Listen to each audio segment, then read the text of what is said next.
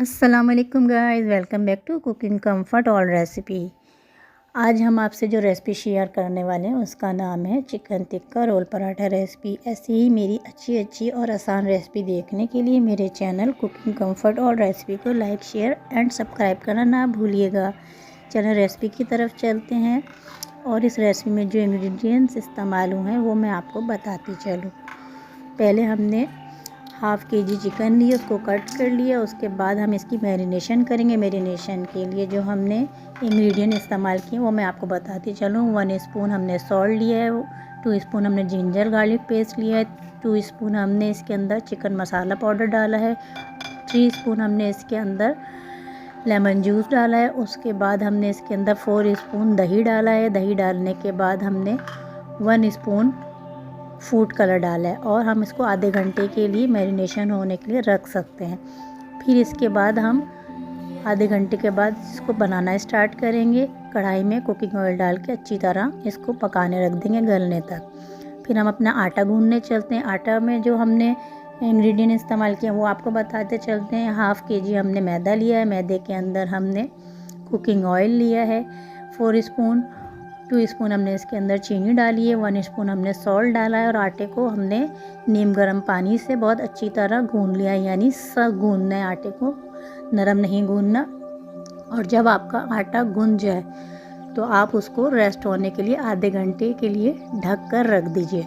तो जब यह आटा आपका रेस्ट पे चला जाएगा तो फिर आपकी जो मैरिनेशन हुई हुई चिकन कढ़ाई में तैयार हो रही है उसको आप चेक करें। जैसे ही वो खुश्क हो जाए उसको अच्छी तरह भूनने के बाद आप एक कोयला लें, उसको जला के रखें और उसको चिकन को जो आपकी रेडी हो गई है उसको स्मोक करें।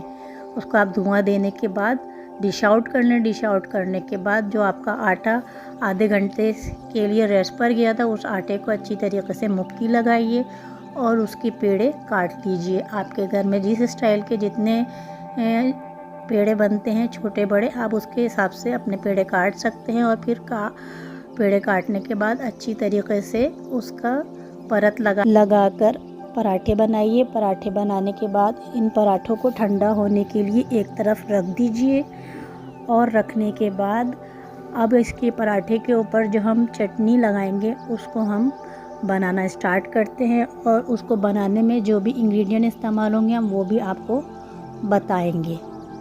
हाफ़ कप दही ले लीजिए, उसके अंदर मायोनीज़ डालें 1 स्पून, आप इसके अंदर सॉल्ट डालें 1 स्पून, ब्लैक पेपर डालें और इन सारी चीज़ों को अच्छी तरीके से मिक्स करें तो आपकी रोल पराठा चटनी तैयार है।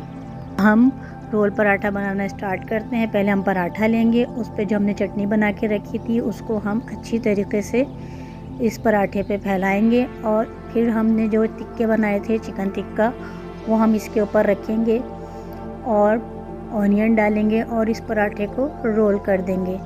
ऐसे मेरी आसान अच्छी रेसिपी देखने के लिए मेरे चैनल को लाइक शेयर एंड सब्सक्राइब करना ना भूलिएगा और अपनी दुआओं में मुझे ज़रूर याद रखिएगा। ओके, अल्लाह हाफ़िज़।